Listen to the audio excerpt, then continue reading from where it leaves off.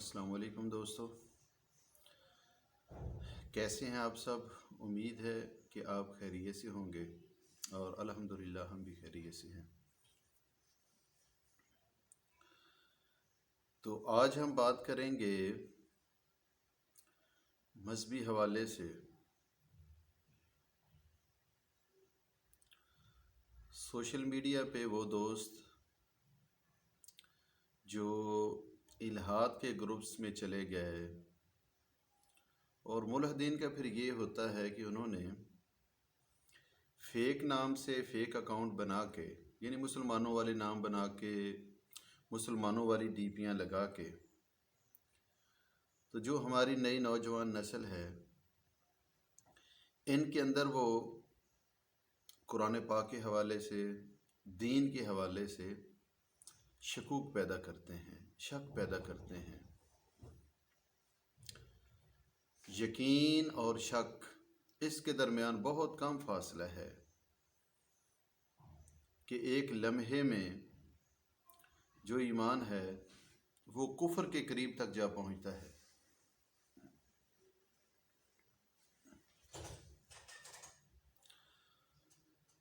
تو یہ لوگ ہوتے ہیں، ان کے بے شمار سوال ہوتے ہیں، اور یہ ابھی نہیں بلکہ شروع سے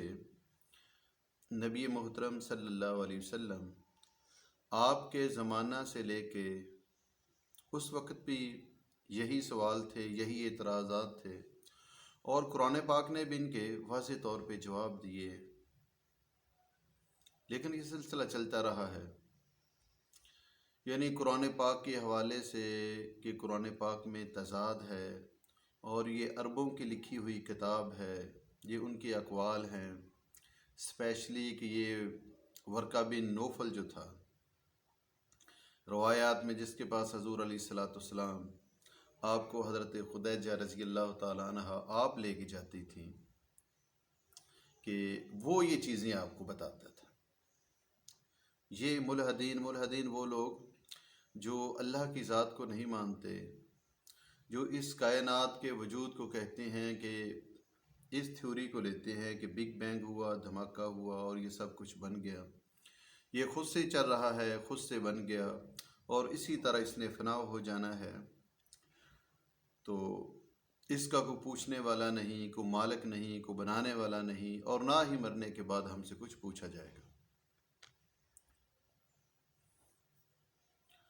تو قرآن پاک کے حوالے سے اعتراضات ہیں،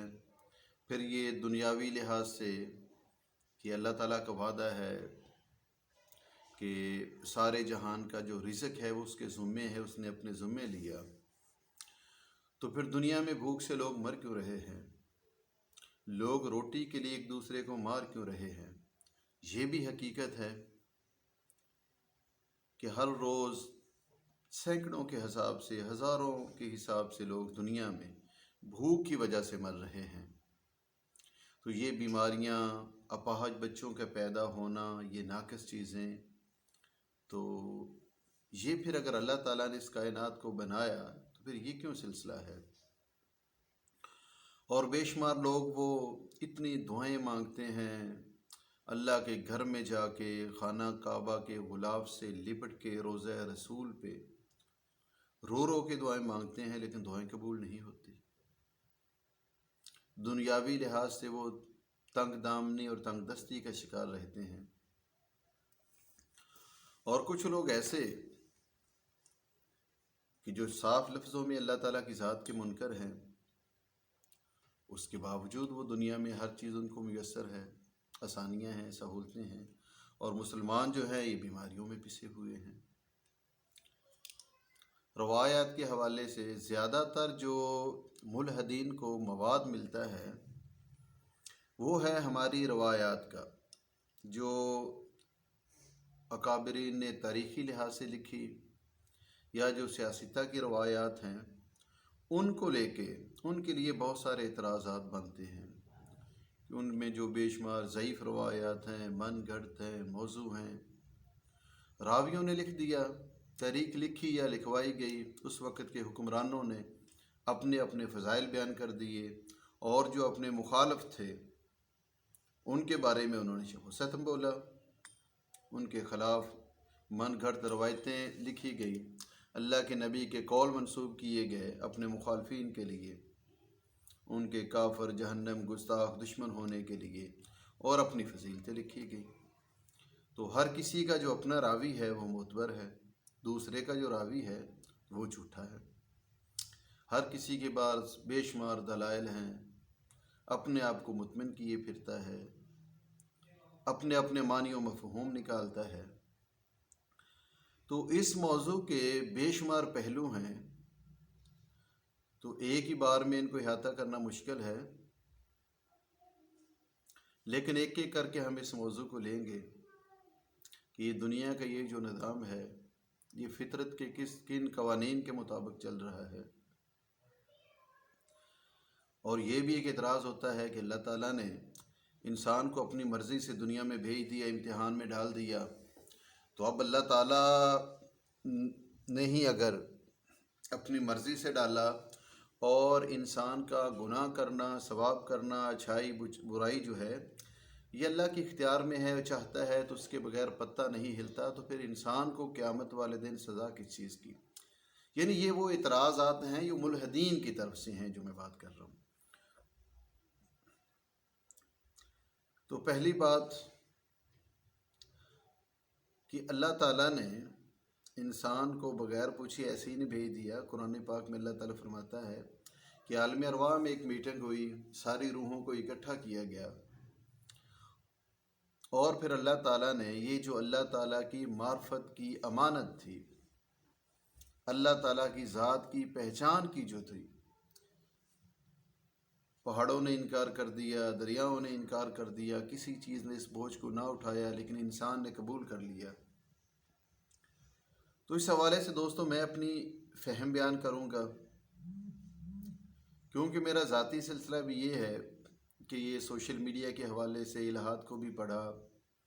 الہاد کے دن بھی خود پہ گزرے بیتے، بے شمار اشکال بھی پیدا ہوئے، اور اس پہ اپنی کوشش بھی کی تحقیق کے لحاظ سے۔ تو اللہ تعالیٰ کی ذات کو مد نظر رکھتے ہوئے اللہ تعالیٰ کی مہربانی اور فضل و کرم سے اپنی سی کوشش بھی کی، اور یہ شکوک و شبہات کی وادیوں سے ہوتے ہوئے دوبارہ یقین کی طرف لوٹنا، یہ انسان کو بہت تجربے، بہت سے مشاہدے، بہت سی باتیں دے جاتی ہیں۔ تو اللہ تعالیٰ نے قیامت والے دن پوری عالم ارواح کو، ساری روحوں کو، روحوں سے مراد ہے جو انسان کی شخصیت ہے، جو ہماری میموری ہے، جس میں ہماری ساری یادداشت موجود ہے کہ میں کون ہوں، میری کیا حیثیت ہے دوسرے لوگوں کے متعلق، یعنی پورا جو میموری ڈیٹا ہے، ایک ہمارا وجود ہے۔ تو روحوں کو اللہ تعالیٰ نے قیامت تک کے لیے پوری دنیا کا جو نظام تھا یہ دکھا دیا، اور اللہ تعالیٰ نے انسان کو مکمل اختیار دیا ہے کہ وہ اپنی مرضی سے اپنے زمانے کا انتخاب کرے، اپنی مرضی سے اپنے والدین کا، حتیٰ کہ اپنی عمر کا، یہ سارا انسان کو اختیار تھا۔ امتحان سارے کا سارا کے لفظ میں بولا جائے تو یہ ہے کہ دنیا میں آ کے اللہ تعالیٰ کی ذات کو پہ یقین رکھنا، اللہ تعالیٰ کی ذات کو ماننا، اللہ تعالیٰ پہ بلیو کرنا، اور جن چیزوں پہ اللہ تعالیٰ نے ایمان کا تقاضا کیا ہے ان پہ ایمان لانا۔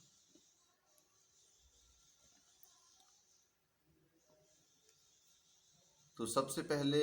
حضور علیہ الصلاۃ والسلام کا زمانہ، انبیاء کرام کا زمانہ، اس میں اگر اللہ تعالیٰ کی پہچان اور اللہ کے انبیاء کرام کی قربت وصول ہوتی تو اس کی جو فضیلتیں تھیں، درجے تھے، جو بلندیاں تھیں،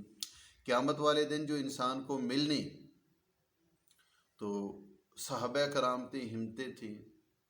کہ انہوں نے اس زمانے کا انتخاب کیا اور اس میں وہ کامیاب ہوئے، اور وہ لوگ جنہوں نے اس زمانے کا انتخاب کیا اور وہ منکر ہو گئے، تو جس طرح صحابہ کرام فضیلت کے سب سے بلند درجے پہ ہیں، مرتبے کے سب سے بلند درجے پہ ہیں، اسی طرح وہ لوگ جو اللہ اور اللہ کے رسول کو نہ پہچان سکے تو اسی لحاظ سے وہ نفاق، کفر اس کے آخری درجے پہ ہیں۔ تو کچھ ہمارے جیسے لوگ کہ جنہوں نے یہ سوچا، جن کی روحوں نے یہ انتخاب کیا کہ اگر ہم نے زمانہ نبوت کو پایا تو اگر یقین کو نہ پا سکے تو پھر تو ہمارے لیے تباہی ہے، تو کیوں نہ ہم دوری کا زمانہ پائیں، کیونکہ اللہ تعالیٰ کے انبیاء کرام کے قریب رہنا یہ کوئی عام بات نہیں، بڑی ہمت کی بات ہے۔ ایک لمحے کی بے ادبی ساری عمر کی عبادتوں کو ضائع کر دیتی ہے۔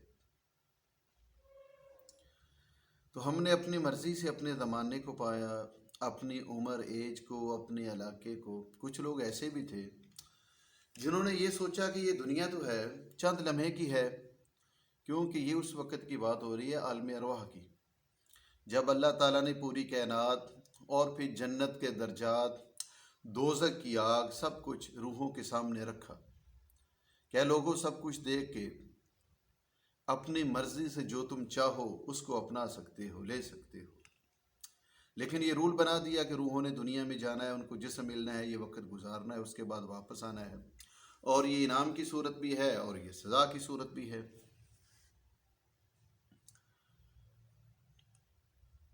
تو کچھ لوگ جنہوں نے کہا کہ زندگی دنیا کی جو ہے یہ چند لمحوں کی زندگی ہے،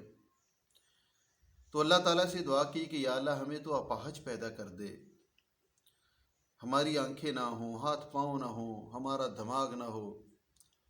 تاکہ کم از کم یہ تو کلیئر ہو کہ دنیا میں وہ چند لمحوں کی، چند روزہ جو زندگی ہے وہ ہم تکلیف میں بھی گزار لیں، لیکن قیامت والے دن ہم تیرے بارگاہ میں جب کھڑے ہوں تو ہمارے لیے کوئی سخت امتحان نہ ہو، بلکہ ہمارے لیے بخشش کا ذریعہ ہو، نجات کا ذریعہ ہو، تیری محبت اور قرب کا ذریعہ ہو۔ تو ایسے بھی بے شمار لوگ، اور وہ والدین کے لیے بے شک وہ امتحان ہی ہوتے ہیں۔ تو دوستو، اگر قرآن پاک کی اس آیت پہ غور کریں، اگر اپنے آپ میں سوچیں تو ہمارا اس دنیا میں آنا یہ ہمارا ہی انتخاب ہے، ہمیں کوئی زبردستی نہیں بھیجا گیا۔ پھر ایک یہ قانون قدرت ہے، قانون فطرت ہے جو اس پوری دنیا میں چل رہا ہے، جس کے تحت ہمیں زندگی گزارنی ہے اپنی کوشش سے، محنت سے، عقل دماغ سے، اور وہی ہمارے لیے صلہ ہے۔ تو یہ آج کا بہرحال ہماری تمہید تھی، ابتدا تھی۔ تو اس پہلو کو انشاءاللہ نیکسٹ ٹائم پہ ایک موضوع کے لیے اس پہ ہم تفصیل سے بات کریں گے۔ تو انشاءاللہ کیونکہ زیادہ طویل ہو جائے تو دوست جو ہے ان کے لیے یہ سننا مشکل ہو جاتا ہے، تو بات وہی ہے جس کو سمجھا جائے، سنا جائے، غور و فکر کیا جائے۔ تو انشاءاللہ نیکسٹ کل اس حوالے سے پھر بات کریں گے۔ اوکے، اللہ حافظ۔